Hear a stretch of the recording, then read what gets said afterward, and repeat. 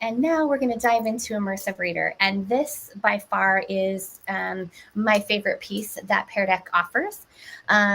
So what I'm going to do right now is explain to you that there's some really great reasons to utilize this piece. For our ELs, for our students with IEPs, students with 504s, once we turn this Immersive Reader on, it automatically appears on the slides. So the only added work that it's going to require from you guys is actually just to show your students where it's at and then show them the power and the opportunities that they have with it. So it's completely customizable and it provides some really great scaffolds for your students. All right, so what I'm going to do now is I'm going to actually give you guys a live experience. All right, so this is a live Pear Deck here. And once you push it out to your students, I just took an excerpt from a small reader that I had used with my students in first grade. And basically what it does is anytime that you embed any sort of text on here, it will actually read it once you turn it on. So when you present this to your students, this is the slides that they would receive. Again, I did this in Google Slides.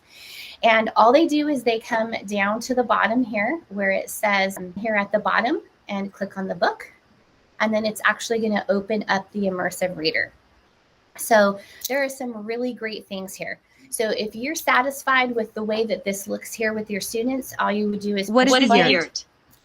A traditional yurt or gur is a portable, round tent covered with skins or felt and used as a dwelling by separate. Okay, so you can see from that example that the students could go in and just read it as it is. But here's where the power is. So if you click here, you can increase the speed of the way she speaks. You can change it from a male to a female voice. You can decrease the speed size, or the voice speed, excuse me. So if you have some ELs, let's say, and it's much easier for the text to be read at a slower pace, you have the ability to decrease that as well, or increase it if you felt that was necessary. But also, if you click up here at the top, you can do the same thing with the text size. So you can decrease it, you can increase it, you can increase and decrease the spacing of it as well. You can change the fonts. And then you can also give it themes. So if you have any visually impaired students that may need, some change in color of background or whatever, you can do that as well. And it will just read it this way. Okay. And then this piece right here is wonderful. So if you are working on syllabication with your students, you can turn this toggle on and it will show them how the word is read in by syllables. If you also are working on parts of speech and grammar and you want them to be able to identify the nouns, the verbs, you just toggle this on and off. You do have the ability to change the color. So let's say, in your class you use a particular color for your nouns or your verbs, whatever it is, you can customize that as well. Let's see here. And then this one is one piece that I love. Tina, was there a question in the chat? There is. So Myra's asking, who has access to these options, teachers, students, or both? Great question. Actually, it's both.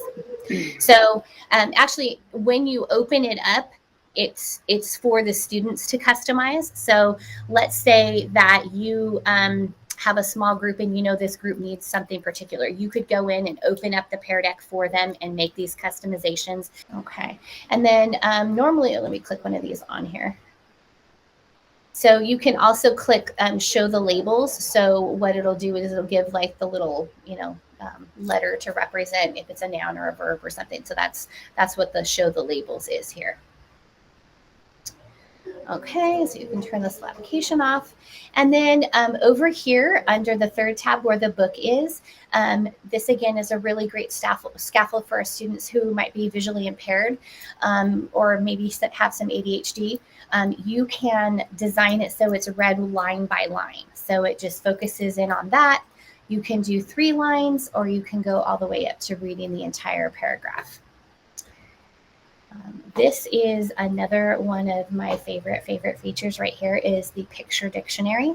So again, for your ELs, let's say when you turn this on, if you click on this word, it will give you like how they say it. So it'll read the word for them.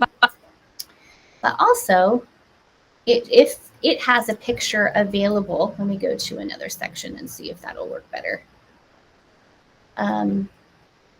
Let me go down a little bit more. So door, for example. If they don't know what a door is and that's turned on, it will give them, okay, so I need to reread this word. They can click on it, it'll reread the word, but it also gives them a picture of what it is. Now, unfortunately, there's not pictures for everything, but if there is one available and you have that option turned on, then it is another great scaffolding pieces for many students or all students realistically. So this is actually one of my other favorite pieces about Immersive Reader. So again, a lot of customization that you can do for your students when you're here. You know, again, and here's the other piece we didn't discuss, languages. So there are, I want to say it was 36 different languages that you can translate into. So if you have someone that doesn't speak English, but you want them to get the experience of the information that you're sharing, you do have the ability here to go through and change the languages. There's one more. So the Immersive Reader, does it need to be turned on for each slide, or it's just an overall for the presentation? Great question. It's overall for the presentation. Yes. And Monica, to let you know, I was playing with it over here, and you can look at the original and then the other language. So they can toggle back from the English to the Spanish, English to Spanish. So they're not having to use the translate button every time. It already is on the very top. Yeah, and then like the great thing to piggyback on that, let me show you. So if I go down to Spanish here and I choose this version, I can choose to do it by just the word. So if I want to click on that, it gives you what the word is in English, and then it gives you the word in Spanish. Or it can be the entire document. So, and that's where you find that right here. So this one, I did it by word. And then this one, if I do it, it translates the entire document. So hopefully that makes sense.